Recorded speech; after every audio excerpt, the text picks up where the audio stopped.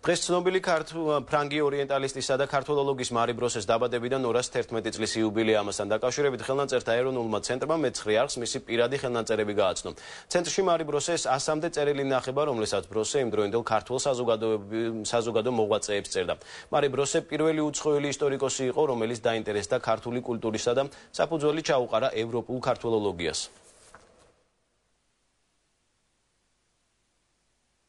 მარი ბროსეს არქივის პატარა ნაწილი, ეს არის წერილები ქართველ ისტორიკოსებთან და ქართველ მოღვაწეებთან, რომელიც თავის დროზე შეაგროვა ქართველთა შორის წერა-კითხვის გამავრცელებელმა საზოგადოებამ.